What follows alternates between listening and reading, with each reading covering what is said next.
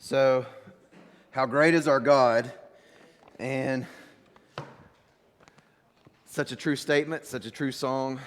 And I think our teens really are experiencing that this weekend, or got to experience it because they were whitewater rafting on the New River.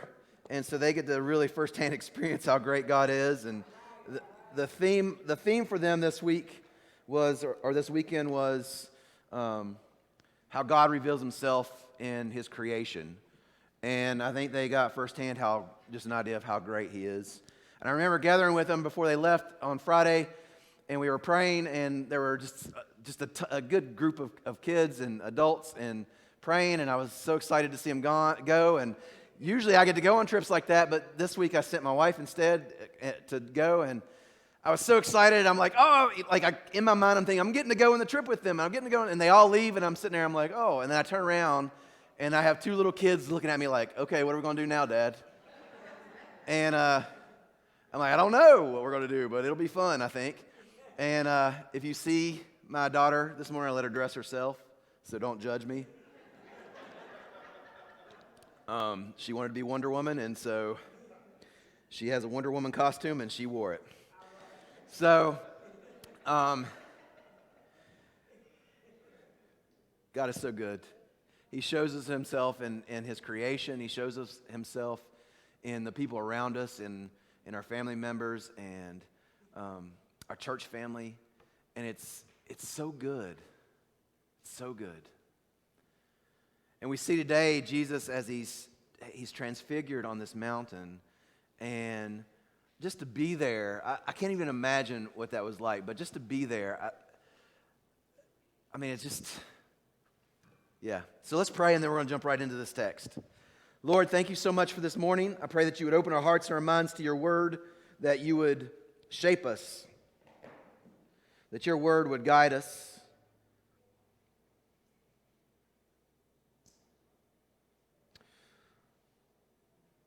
Lord, use this account to move us beyond just the humdrum of daily life and of week after week and routine, Lord, into something different, something radical in our lives. In Jesus' name I pray, amen. So one of my most favorite places in the world is a mountain range in North Carolina. It's probably my top 5, and so we go on vacation there a lot. And one of the things we do while we're on vacation there is one morning, I wake up at around 5 a.m. and I get all the kids, all the boys up and at 5 a.m. because we try to go to the top of this mountain so we can catch the sunrise. And so we wake up, we gather all of our gear together, our backpacks, our flashlights. We also call it the snake hike because we try to catch snakes out while they're like trying to get the heat from the rocks. And so we hike up this mountain. It's a mile and a half straight up. And that's not hyperbole, I'm not kidding. It is straight up. And it's a great hike. And over the years, I've gone from being the person who sets the pace for the hike to being the person that brings up the rear. And that's okay. It's humbling because I look at my oldest son is like 6'5". He's 21. And so every one of his steps is like 12 of my steps. And so it's humbling because every 100 yards or so, he stops and waits on me to catch up to him. And this is the kid I used to carry up little hills. And now he's just setting the pace for us. But it's a good hike. And a couple years ago, we got to the top and we were waiting because sometimes it's a little hazy. But a couple years ago, we got to the top, and this is what we saw as the sun came up. And so we're in the highest point in probably hundreds of miles. And the mountain range is unique because it's in the middle of the plains of North Carolina, and it's just these huge mountains that are thrust out of it. And so at the highest point, you can see there's clouds, and the sun's coming up, and it's beautiful. And I'm with the men in my life that I love the most, and I'm with, we've just gone through a grueling hike, so the endorphins from the exercise are kind of coursing through it, and it's perfect weather, it's a beautiful scene, it's this perfect moment that if I could just hold on to it, I would. The problem is we do this every year, and probably once in the last 4 or 5 times, this is the most perfect of the moments that we've been. And none of the others have been like this. But it's one of those moments, one of those perfect moments that almost transcend everything else. That you stand there and I think there's another picture, and you just look and you're just like, oh, this is amazing. And most of us have those kinds of experiences, the mountaintop experiences. Maybe it's not necessarily on a mountain. Maybe it's, a shared laugh with a good friend, or an intimate moment with a spouse, or just some playtime with a pet. And maybe it's just a funny joke that you've heard, or a song that just captures you over and over again and takes you away to somewhere else. Or maybe it's that perfect bite to eat, or that feeling you get when your house is in order and you just look around and you're like, hey, I did a lot today. It's clean. Or those feelings that just kind of take us into these perfect moments. Moments that are so powerful and so moving that you don't want them to end. Have you guys ever had moments like this? Yeah. I think most of us do. Those moments are powerful, and they're worth almost every bit of energy we exert to get them. It gives us that moment, however brief, that everything is okay. It's the kind of feeling that a lot of programmers that program our phones try to capture with the apps and the programs that kind of suck us back into our phones all the time. I was reading an article from the Atlantic a few years ago in 2016, written by Bianca Bosker, and she was writing about the way our phones have been designed to be addicting. And she quotes this guy that works for Google named Tristan Harris, and he was a huge part in a documentary. I know it's popular on Netflix now, called The Social Dilemma. But he quotes her, and he writes this. He says, Facebook, Instagram, and Twitter hook us by delivering what psychologists call variable rewards. Messages, photos, and the likes appear on no set schedule, so we check for them compulsively, never sure when we'll receive that dopamine activating prize. Delivering rewards at random has been proved to quickly and strongly reinforce behavior. It gives us that moment, however brief, that things are good, that we've got a new friend or a new like, that feeling. And she says that it's why a quick check on Facebook for new friend requests ends up taking people, on average, away from their work for 25 minutes. And they've done studies on that. Because we keep searching for that feeling, that goodness, that flooding of dopamine. But what in the world does that all have to do with this text this morning? What in the world does that have to do with the transfiguration of Jesus? Well, Peter and James and John, they're on a mountain with Jesus, right? They're on a mountain with Jesus. There's this incredible thing that happens. But a week earlier, 8 days is what Luke tells us, and that's his way of saying, basically a week earlier, Jesus had told them that to follow him means that you pick up your cross daily and you follow him, and that the one that they're going to follow is going to suffer and die. So just a week earlier, Jesus has told them that, and now there's this message of suffering and death and denying yourself, and now they're on this mountain, and there's this amazing thing that's happening. I mean, probably Luke is the most understated of all the Gospels. Jesus, his face has changed. His clothes are bright like lightning. It's almost like boom. And then Elijah and Moses appear with Jesus. It's like, I mean, it's the Hall of Fame of their faith, of their history, is right there with Jesus on this mountain, suffering, deny yourself. This amazing thing, on the other hand, is happening. Suffering, deny yourself, amazing thing happening. They look at what is happening with Elijah and Moses. These aren't some random scrubs. These aren't just... What's happening is epic. It's a big deal. And I want you to grasp what the disciples see here. Because they're on this mountain, and Jesus is transfigured, and Elijah and Moses are there. Moses, a man who was called by God to save his people, who just took them through some miraculous events to get them out of slavery, out of Egypt, takes them into the wilderness, and then he meets God on a mountain, and God gives him the law, and that shapes the course of Jewish history for thousands of years. It still shapes it. That's that Moses. That's who's with Jesus. And then Elijah, this great prophet who, if you remember the Old Testament history, met God on a mountain, but in a very different way.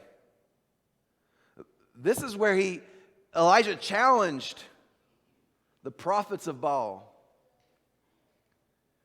and saw God work in a way that rained judgment down on all God's enemies, brought God's power very real and apparent into the world so that people could see it. This Elijah.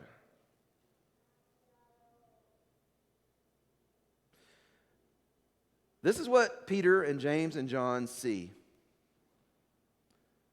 This awesome power working on this mountain. Forget that death and suffering stuff. This is good. This is the good stuff. Let's stay here. Let's not worry about the stuff that, maybe Jesus said is going to happen. Let's just skip that and stay here. Because this is a good and perfect moment. Let's prolong it. And so Peter says, hey, let's build these little booths, these little places for these, let's put up some shelters. One for you and Moses and one for Elijah. And Luke tells us, of course, that he doesn't know what he's saying. He says, let's prolong this moment. Let's stretch it out and make it last. He's saying, let's celebrate. It points back to a lot of things. The Feast of Tabernacles, a time when God was celebrating what God did for his people in the wilderness and what he's going to do in the future as he delivers his people. And Peter is saying, let's just skip the suffering part, the denying part. Let's go straight to the good part. Let's stay here. Doesn't that make sense, though? Who wants to suffer? Who wants to go through a hard time? Who wants to deny yourself? Who wants the good, transcendent moments? Those moments where everything feels right and perfect. Most of us want that. If we could just live life skipping through the highs, if we could just live and have a life of mountaintop experiences, man, that would be awesome. Christianity would be like easy. It would be easy to go down the street and be like, hey, my man, follow Jesus because there's no problems there. Come on. I mean, evangelism would be a breeze. We live in a time and a place that every moment, every minute is a potential for a mountaintop experience. And the danger of every mountaintop experience is the temptation to skip to the good stuff. I mean, we have, I've made a passing reference to phones, but we have the ability to try to capture transcendent moments constantly and to try to hold on to them. And it's a temptation, if you are a Christian, to put down our crosses and to pursue those other things. Good things, bad things. It's a temptation to put down our cross and look to things to fulfill us other than God, to look to idols to fulfill us and to give us life other than God. It's the temptation, if you are not a Christian, to do the same thing, to pursue every moment of pleasure, to see life as essentially, and the purpose of life as essentially to achieve those highs and to pursue them with reckless abandon, to see that life is all about the highs. And to constantly pursue that one thing, that one new thing that will take me out of this and that will reveal to me take me out of the emptiness of my soul and give me something of meaning. And the problem is, those moments end. They never last. They can't be held on to. They cannot be prolonged. Often this very same experience at a different time will be meaningless. The things we try to grasp and pursue, the novelty or the feeling goes away. That's why so many people are so dissatisfied. We live in a time when we have more than anybody has ever had in history, and we're more dissatisfied, more depressed than anybody in history. And that was before COVID. COVID just added a whole new pile of that. And so we pursue the things we think will save us. We pursue those high moments, and they aren't the things that will save us. They don't save us. In C.S. Lewis's account of his conversion, he says that he realized that all the moments of his life that seemed to be pointing to the transcendent, that seemed to be these moments that he was trying to capture constantly, that they were never the point, they were never the thing, the end of his journey. They were always pointing to something else. And that something else was always God. Leonard Bernstein, a composer and musician who wasn't a Christian, said this once of Beethoven's Fifth. He said, listening to Beethoven's Fifth, you cannot help but get the feeling that something is right with the world. Something that checks throughout, that's consistent. Something that will never let you down. He's saying that in those moments of music, he could almost believe in God. A God who is there. Those moments are signs pointing to God, whom we should pursue. But along the way, we can forget it. Along the way, we can forget that those things are pointing to God, and we can begin to pursue those things as if they're the thing itself, that they are reality.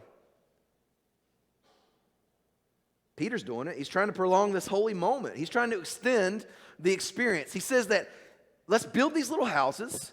Luke tells us he does not know what he's talking about, but he keeps on talking, which is like a lot of us too. We keep talking when we don't know what we're talking about and keep on rolling.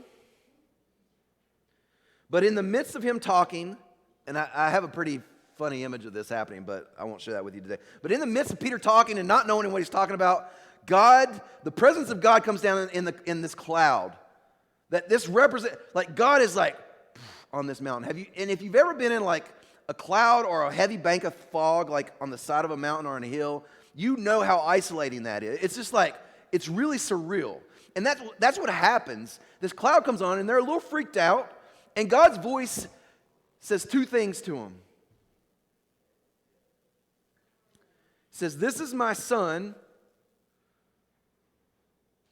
the one I've chosen,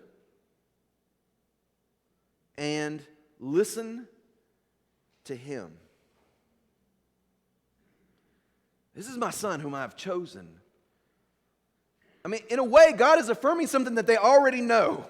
That Peter, James, and John, they already know this. They already know Jesus is a big deal. He's a really big deal. But instead of them just being left to think that Jesus is like a great guy like Moses or Elijah, that he's equal to Moses, the lawgiver, or Elijah, the prophetic voice of God, God is saying, this is my son greater than Moses. This is my son greater than Elijah. Jesus is more than Moses and more than Elijah. He's the divine Son of God. The beloved in whom we find the fulfillment of the law. He is the one in whom we find refuge and direction. He suffered under the law so that we wouldn't. He faced God's judgment so that we wouldn't. He does what Moses and Elijah couldn't do, could never do. He does what none of us can do. There's something interesting that Luke tells us earlier in verse 31. When Jesus is meeting with Elijah and Moses, Luke actually tells us what they're talking about. And in verse 31, you see, they spoke about his departure, which he was about to bring to fulfillment at Jerusalem. Jesus was about to bring to fulfillment his departure. It's a weird phrase. The Greek, exodon, his exodus. The fulfillment of his purpose by which he'd come. Jesus has talked about it. It is his saving work on the cross. He has to be lifted up so that anyone who believes in him will have life eternal. He does what Moses can't do. Moses gave the law, but Jesus fulfills it. He does what Elijah cannot do. He faces God's judgment, so we don't have to. In Jesus' departure, Jesus' exodus, we are covered. So that phrase, his departure, it should evoke all kinds of images for us, especially when we start putting it beside of Moses. His exodus, if you think about what the exodus was, at the end of everything, God sends his judgment on the land of Egypt, and the slain lamb covers his people so that they will be saved. So that they will be rescued, so that they can be carried out of slavery into freedom and life and God's plan for them. And that is what Jesus is doing. On that mountain, that is the point. Jesus is giving his life to save. Let's say you go to the doctor and he says, hey, you have this disease that's killing you. It's going to kill you. And I've got two options for you. I can give you a medicine that will take away all the pain until you die. Like, it's going to kill you, but you can take this medicine. It'll make you feel good. You won't have to suffer. You won't have any pain until the moment you die. Or, your second option is I can give you this medicine that will cure you. It's going to be hard sometimes. You're going to go through some ups and some downs, but in the end, this medicine will, I promise you, it'll save you. It will cure you. What do you pick? I don't know anybody would be like, well, I'll just take the medicine that'll ease my pain until I die. You pick the medicine that'll save you. You pick the medicine that'll take you through to the end. That'll carry you through, that will save you. The best kind of medical treatment is the kind that saves you, not the kind that numbs the pain. Jesus saves. He doesn't numb or just give us a feel-good feeling. He saves. He knows the best treatment. He knows the best why. He saves you. But in the saving, he begins to change us and make us better than we were. Our old self is put to death. Our old self that clings to all the things that make us feel better, but leads to death, is put to death. And we live a new life. If you read through the New Testament, Jesus doesn't seem to be concerned with making people feel better. Now he does. He heals people. He does, but he's never it's not ever like, hey, let me make you feel better about yourself.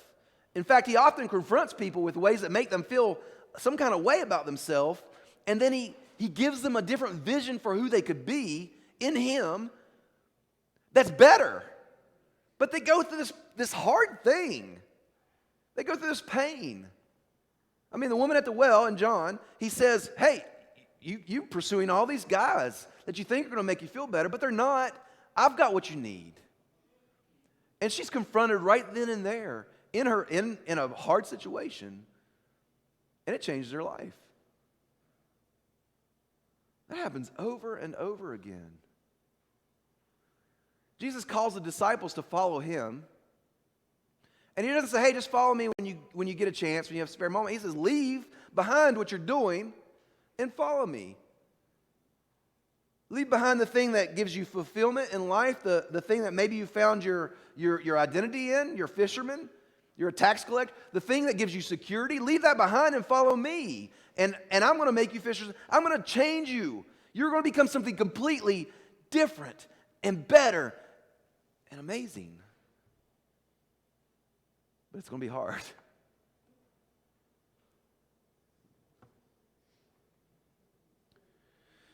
Our lives are going to be filled with these moments where we're faced with decisions to follow Jesus or to pursue the things that make us feel better.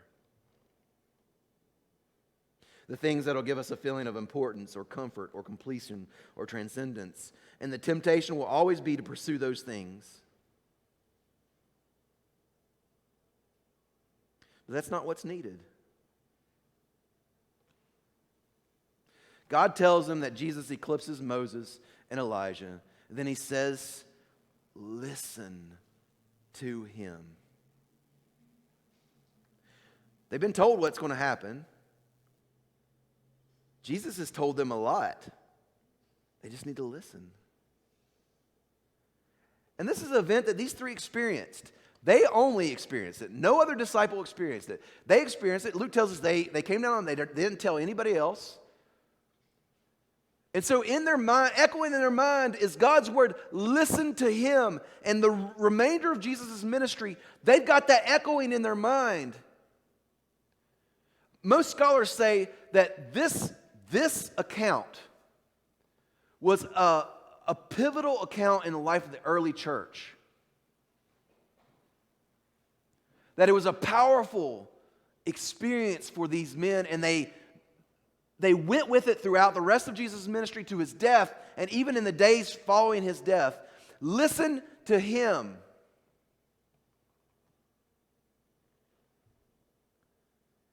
And we know that in the weeks and months following Jesus' death, resurrection, and ascension, that the men and women did just that. And it changed the world. Listen to him. I want those words to ring in our ears. I want those words to ring in my ears, in my mind. Listen to him, to Jesus. His words take us to places we don't necessarily always want to go. They take me to places that I always don't think are the easiest or that feel the best or make me feel the best. But they're life-giving. He is the word of life. In the moment, they can feel painful and intrusive, but they lead to life. And that's a radical way to live. Love my enemy when the world tells me that I'm to crush my enemy. Give away wealth and possessions when everything in our culture tells us it's wise to save and to accumulate and to gather more and more. Seek justice for the oppressed and poor when our culture tells us that they deserve what they get, and minimize the way in which people are oppressed and hurt. Love our neighbors when everything in our culture tells us not to talk to strangers. I could go on. Sexual purity when our culture says keep your options open. Abstaining from gossip when our culture tells us it's a prayer request. Telling the truth when a little lie won't hurt and nobody will know. And on and on and on. And we're faced with that probably every minute of every day. Listening to him is radical. It leads me to some crazy places. Not always fun places. Jesus saves. It's in pursuit of him that we find fulfillment and salvation. And it leads us through some tough things. So I want to kind of end with a couple examples. A good example and a bad example. So both from my life. The bad example is this. If you were to ask me with my oldest son, every kid you have these things that you can play over and over with your mind, like what could I change, what could I do different? So my oldest son, there's one thing in our life that I would have done different if I had it to do again. I wish I could. but he's a little kid, probably 6 or 7. We were involved heavily in ministry in Tennessee with people who were homeless or right on the verge of homelessness. And so we would pray regularly with our son at the time, as he was the only one in the family. We would pray with him regularly to take care of them and to protect them. And I remember it was a very cold night, bitterly cold, negative wind chill factor. And I'm praying with him, and he starts to cry, and he said, "Dad, can we gather up some blankets and take them to these guys?" Okay. And our house was really warm. It was late at night, and I was tired. And I said, "No, we can just pray for them." And in my mind, I knew that we should have just gone out and taken a couple blankets. I knew where those guys would be. But I told him, I'm like, they found some place to live tonight. They'll be fine. They found some kind of warmth. But I knew what loving my neighbor looked like that night. And I didn't listen. I wasn't faithful. And I wish I just would have bundled him up, put him in the car, and we would have just gone out. But we did. So that's the bad example. The good example, this was years and years ago, I was a state trooper, and I remember it was a Christmas Eve, I was working the evening shift. I was supposed to get off at 10 p.m., and if anybody knows me, they know that I love Christmas. It is my favorite time of the year, and one of my favorite times of Christmas is Christmas Eve, to be home with the family and to be with them and just to enjoy moments with them. And I remember working that evening, and it was 9:58, and I am hayaking down the highway trying to get home as fast as I possibly can. And I remember there was a disabled car on the side of the road, and so I'm like, well, I'll just stop in here and check on them, make sure they're okay, and see you later. And I stopped, and I checked on this lady, and she'd been there for a couple hours, and it was really cold, and her car was not working, and she didn't have a cell phone, and she needed help. And so I'm like, okay, I'll call you help. And I could have just popped a couple flares, called the tow truck, and left.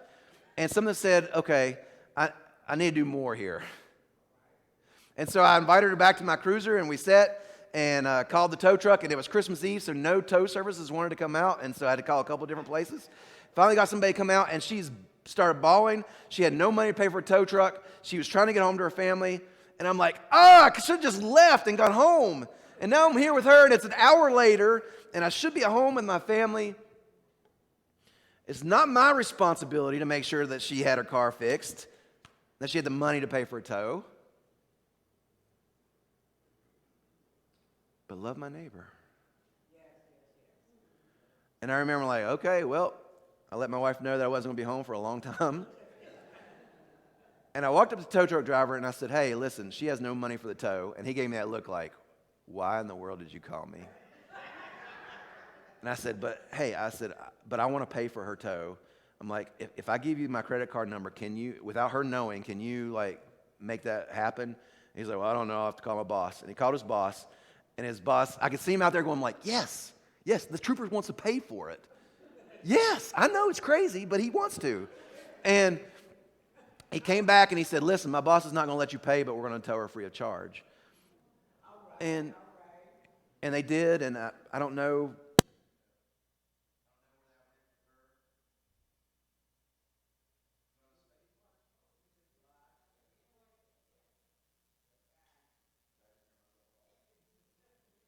Where that went.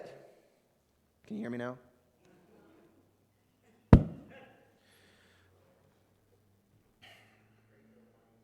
But I was faithful. I know what Jesus taught, and in the moment, however imperfect, I never regretted listening. I never regretted, no matter how uncomfortable, how late it made me for that Christmas Eve, I never regretted listening and being obedient. I regret almost every day not going out in that cold weather with my son to take those blankets out to those guys. We're going to celebrate communion in just a second. But one of the things that Paul tells us we do when we celebrate communion is that we proclaim Jesus' death. What in the world does that mean? Well, in one way, it It's that we've been saved through his death, not because of any works we've done. My salvation isn't dependent upon whether or not I made the right and faithful decision in any given circumstance or moment. It's dependent upon Jesus alone. That's it. His work saves me. But this proclamation of his death also reminds me that the path we all walk as Christians is a cross-shaped path.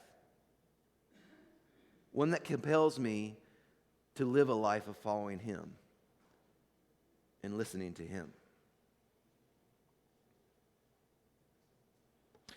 If you're here today and you're not a Christian, I wish I could tell you that it's all roses, it's all rainbows and unicorns and glitter, but it's not. But it's the truth.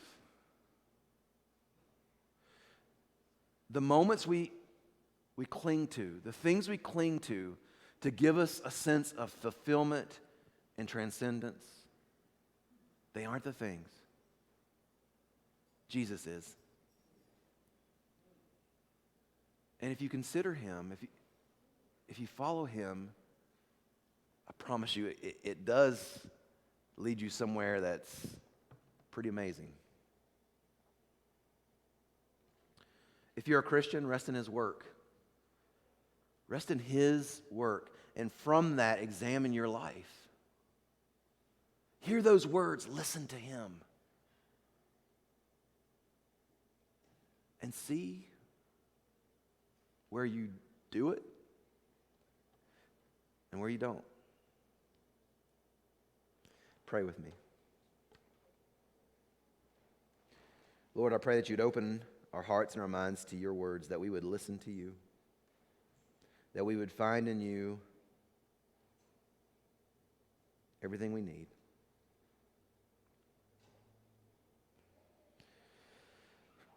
Prepare our hearts and our minds as we examine ourselves leading into communion. Guide us and shape us. In your name I pray. Amen.